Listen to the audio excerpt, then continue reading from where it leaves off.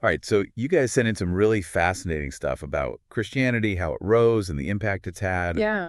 We're going from it basically being illegal to being a major force in Western Civ. Hmm.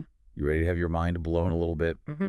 Because we're uncovering paradoxes and twists and turns that might change how you think about this whole thing. Yeah, it all starts in the Roman Empire. Think about it. There were no real safety nets for the vulnerable back then. Right. No social security, no widespread charity life. Was really brutal for a lot of people. That is so different from how we think about things now. Right. Yeah, it's hard to even imagine. And that's where the early church comes in. They really stepped in to provide aid and community to those people who were just kind of overlooked by that Roman system. Some historians even call it the first functioning welfare state. So they weren't just preaching, they were actually like getting their hands dirty and helping people. Yeah. That's actually pretty smart. Exactly. It was practical Christianity. They were living out those ideals of charity. And by helping people in need, it was a major factor in their growth. It created this foundation of support among the people that the empire was neglecting. It makes sense. It wasn't just faith, it was action. Right. It makes you think about the role of bishops back then. What were they even doing? Bishops had a really interesting role. They weren't just spiritual leaders. Right. They were tasked with organizing all of that charitable work. Okay. And that gave them serious influence, even among non-Christians, because it showed that the church had this practical value that they were bringing to their communities. So they were like the original community organizers. Yeah, in a way. Okay, so we're seeing this early appeal. It was way beyond just believing in something. There's this whole social dimension to it. Right. But let's talk about the crucifixion. Yeah. How did this event that was supposed to be the ultimate humiliation become the symbol of this powerful religion? It's a paradox, isn't it? Yeah.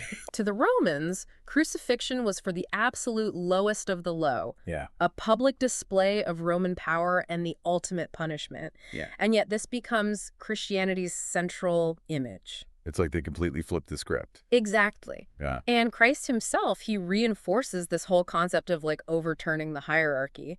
He said, the last shall be first and the first shall be last. Wow. That quote really gets to the heart of Christianity's kind of revolutionary message. It's powerful stuff. Yeah. It's no wonder this message, this idea of uplifting the powerless, has inspired revolutions and social movements throughout history. It's a theme that keeps coming back. Yeah. Challenging those established power structures. All right, let's fast forward a bit and talk about Constantine. Okay. His conversion feels like a major turning point. Yeah. We go from Christianity being outlawed to being accepted, even embraced by the emperor. Right. What were the real implications of that change? Constantine's conversion was huge.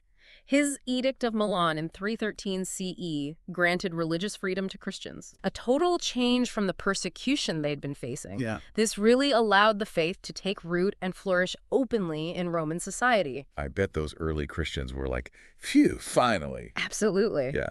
But Constantine's support, it went way beyond just tolerance. Yeah. He actively provided resources and legitimacy to the church, Okay. and that helped them expand their reach and their influence. I know. But it's really crucial to understand why Constantine did this. It wasn't just like a personal faith thing. Okay. He saw Christianity as a way to unify this vast empire of his, which was, incredibly diverse and often really fractured. So there was some strategy involved. Oh, yeah. Like he saw political advantages to aligning himself with Christianity. He absolutely did. Yeah. And it created a very interesting dynamic. Yeah.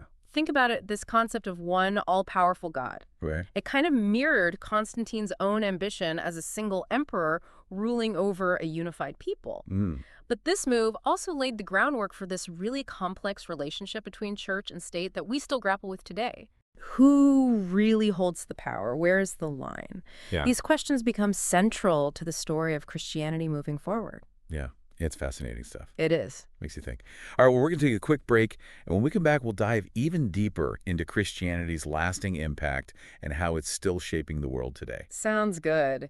It's fascinating how Constantine's decision really set the stage for this ongoing debate about Christianity's role in society. Yeah. Like, should it be a force for social change, or should it primarily focus on, spiritual matters? It's this tension that we see playing out over and over again. And it's still relevant today, right? Yeah. We see these debates happening all the time. Oh, absolutely. Like take wokeness, for example. Yeah. It's a very modern movement.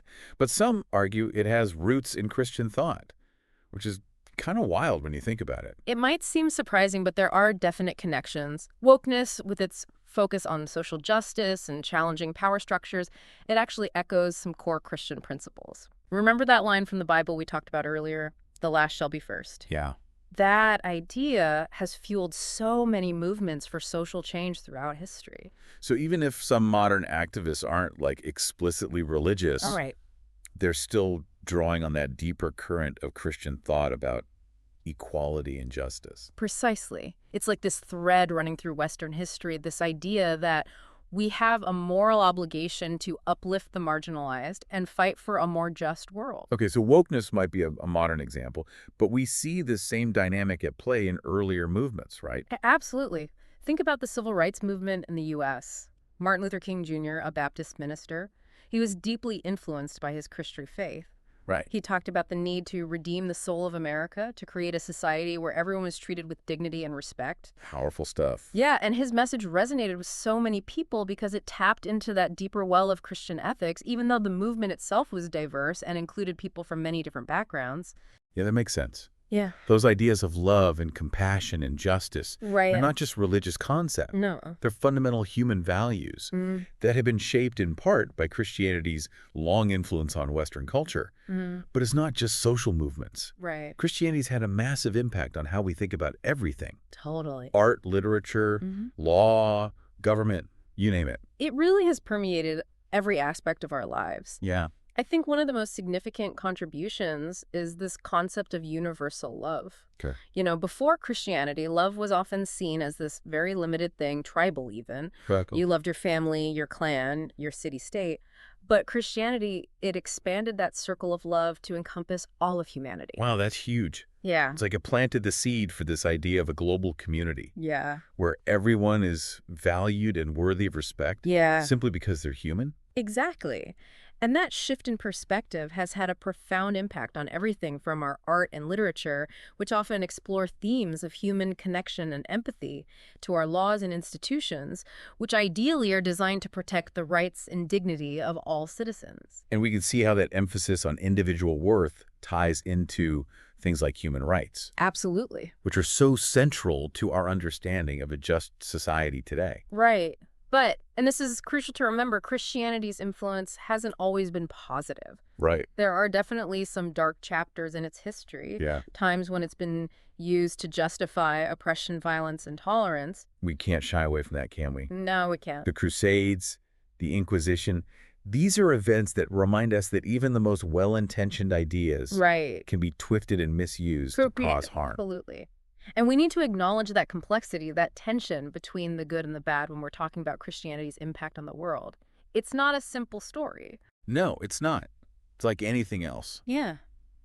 I guess there's always that potential for misuse and misinterpretation, Right. especially with something as powerful as religion. For sure. But let's be honest, it's not like these kinds of abuses are unique to Christianity. Yuri. History is full of examples of power being corrupted, It is. regardless of the ideology. Yeah, it's a human problem, not just a Christian one. Mm. And it's a reminder that we always need to be vigilant, question authority, and fight for justice no matter what our beliefs are. Well said. So we've talked about Christianity's impact on social movements, its influence on Western culture, Right. and the complexities of its historical legacy. Yeah. But where do we go from here? What's the future of Christianity? Is it fading away? Or does it still have something to offer the world in the 21st century? That's the million-dollar question, isn't it? It is. And I don't think anyone has a definitive answer, but I think it's fair to say that Christianity is at a crossroads. Okay. On the one hand, we're seeing declining church attendance in many parts of the world. And there's this growing sense that organized religion is losing its relevance, especially among younger generations. I could see that. With the rise of secularism and the internet, people have access to so many different ideas and beliefs now. Right. It's not like it used to be, where the church was the main source of information and community for most people.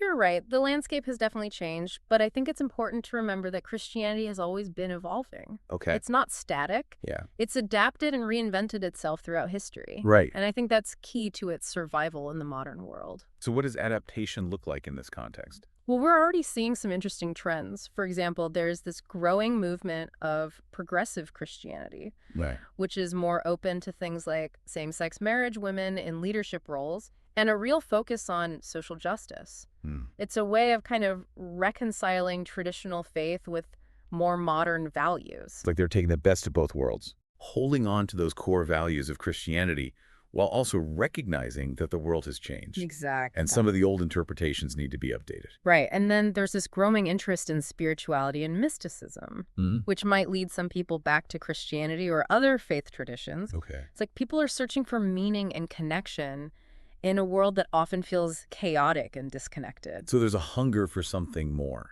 Yeah. something beyond just the material world. Right. And maybe Christianity, with its emphasis on love, compassion, and community, can offer a way to fulfill that hunger. I think that's a possibility. But for Christianity to really thrive in the 21st century, Yeah. it needs to do more than just adapt. It needs to rediscover its prophetic voice. Mm. It needs to speak truth to power, to challenge injustice, and to offer a vision of a world where everyone can flourish. You're saying it needs to be a force for positive change, Yeah. not just a source of comfort and tradition. Exactly. It needs to be relevant to people's lives, to address the issues they care about, and to offer real solutions. If it can do that, I think Christianity can still have a bright future. But if it just clings to outdated doctrines and fails to engage with the complexities of the modern world, Yeah. it risks becoming increasingly irrelevant. It's a challenge, but it's also an opportunity. It is. If Christianity can rise to the occasion, Yeah, it could play a vital role in shaping a more just and compassionate world. I agree. And that brings us back to one of the most important things we've discussed today. Okay. This idea of Christianity as a force for social change. Right. It's easy to get lost in the historical details. Yeah. But ultimately, it's about how these ideas play out in the real world, Absolutely. how they impact people's lives. Right. And that's where the real power of Christianity lies, and its potential to inspire us to act, to make a difference, to create a better world. Okay, before we wrap up this part of our deep dive, Right. I want to circle back to something you mentioned earlier, this idea of Christianity's evolving relationship with power. Right. We talked about Constantine and the tension between church and state that his conversion created. Yeah. But that tension didn't just disappear, did it? Oh, not at all. It continued to play out in all sorts of fascinating ways throughout history. One example that comes to mind is the investiture controversy in the 11th century. Okay. It was this epic power struggle between Pope Gregory VII and Emperor Henry I. Wow. Basically a showdown over who had the ultimate authority to appoint bishops. Wait, so we're talking about kings and popes battling it out over religious appointments? We are. That sounds intense. It was Gregory, a powerful and reform-minded pope. Oh. He asserted the church's independence from secular rulers. He believed that the church should have the sole right to choose its own leaders without interference from kings or emperors. So he was standing up to the emperor saying the church wasn't going to be a puppet of the state. Yeah, That's pretty bold. it was a radical move. But Henry IV, he wasn't about to give up his power so easily. Right. He saw bishops as key figures in his realm. Okay. Not just religious leaders, but also political allies Mm. who controlled vast wealth and land. Right. So controlling those appointments was crucial to maintaining his own power and influence. So it wasn't just about religious doctrine. Yeah. It was about real worldly power. Exactly. Yeah. And this conflict, it escalated into a full-blown crisis, Wow. with Henry declaring Gregory deposed Okay. and Gregory excommunicating Henry in return. Hold on. Excommunication. That sounds serious. What did that even mean back then? It was huge. It meant that Henry was cut off from the church, denied the sacraments, and essentially condemned in the eyes of his fellow Christians. Yeah. It also undermined his authority as ruler Okay. because many people believed that a king needed the church's blessing to be legitimate. So it was like a spiritual and political weapon all rolled into one. Precisely. And this conflict dragged on for years. Oh. With both sides digging in their heels, it eventually led to a compromise. Okay. But that underlying tension between church and state, it continued to simmer. So even though there was a truce, that fundamental question of who's really in charge Yeah. never really went away. Never. It's a question that has haunted Western civilization for centuries. Mm-hmm. And it's still with us today. Think about all the debates we have about religious freedom, the separation of church and state, the role of faith in public life. Right. These are all echoes of that ancient struggle between spiritual and temporal authority. It's amazing how these historical events continue to shape our understanding of the world It is. and the big questions we grapple with today. Absolutely. It's a reminder that history isn't just about dates and names. Right. It's about ideas about power dynamics and about the ongoing struggle to define what it means to be human in a complex and ever-changing world. Well said. And that's a perfect note to end on for this part of our deep dive. We've covered a lot of ground, but there's still so much more to explore. When we return, we'll delve even deeper into the complexities of Christianity's legacy and the big questions it raises about faith power and the human search for meaning. Welcome back. As we're wrapping up this deep dive into Christianity, I'm struck by how often this faith seems to turn things upside down. That's a great observation. We've seen how a religion focused on a crucified man became a symbol of power. Yeah. How teachings about humility inspired revolutions. Right. And how this ancient faith is still evolving today. It's full of these paradoxes. That Christianity keeps challenging our expectations, It does. both historically and in how it continues to shape the world today. Yeah. What do you think is the most important takeaway for our listener from all of this? I'd say it's the sheer complexity of Christianity's impact. Yeah. It's a story that goes way beyond simple narratives. Right. It's about the interplay of faith and power, the struggle for justice, and this enduring search for meaning. It's definitely not a black and white story. No, there's so much nuance to how this faith has shaped our values, our institutions, and really our understanding of the world. And that's what makes it so fascinating to explore. Yeah. It challenges us to think critically, to wrestle with those difficult questions, and to appreciate the richness and diversity of human experience. You've mentioned before how Christianity seems to be at a crossroads. Yeah. What do you think its future holds? Will it fade away, or will it find new ways to be relevant in the 21st century? That's a question that's on a lot of people's minds. Yeah. And honestly, no one has a crystal ball. Right. But I think Christianity's future really depends on its ability to adapt to the changing world around it. Okay. It needs to address the challenges of secularism, social justice, and the search for meaning in a way that resonates with people today. So it's not just about holding on to tradition. Not at all. Yeah. It's about finding ways to make those traditions meaningful in a modern context. Okay. It's about rediscovering those core values of love, compassion, and justice, Right. and applying them to the issues that we're facing today. We've talked a lot about the big picture stuff, the historical sweep of Christianity's influence. Right. But for you personally, what's the most fascinating aspect of this whole topic? What keeps you coming back to it? For me, it's the human stories. Yeah. It's the individuals who lived and breathed this faith, Right. who wrestled with its complexities, and who used it to change the world. It's the saints and the sinners, the reformers and the revolutionaries, the everyday people who found meaning and purpose in their belief. Yeah. Their stories remind us that Christianity is more than just a set of doctrines. It's a living tradition that has been shaped by countless human hearts and minds over the centuries. That's a beautiful way to put it.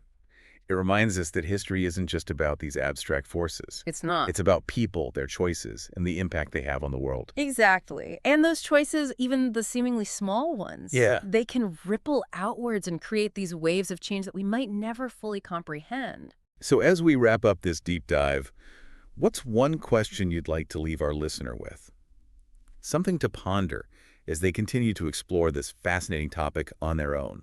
Here's one. How has Christianity, both for good and for bad, shaped your own worldview, your values, and your understanding of the world? It's a question worth reflecting on, I think, no matter where you stand on matters of faith. That's a great question. And it brings us back to that idea of personal relevance that we talked about earlier. Right. It's not just about history. It's about understanding ourselves and the world we live in. Well, folks, that's it for our deep dive into the rise and impact of Christianity. Yeah. We've covered a lot of ground, from the Roman Empire to wokeness, from Constantine to the investiture controversy. We hope you've enjoyed the journey as much as we have. It's been a pleasure exploring this fascinating topic with you. And a huge thank you to you, our listener, for joining us on this intellectual adventure. If this deep dive has sparked your curiosity, we highly recommend checking out Tom Holland's book, Dominion. Yeah, it's a great read. It's a brilliant and thought-provoking exploration of how Christianity shaped the Western world. We'll be sure to include a link in the show notes. And if you're hungry for more deep dives into history, culture, and ideas, be sure to subscribe to our podcast. We've got a whole lineup of fascinating topics coming your way. Until next time, keep exploring, keep questioning, and keep diving deep.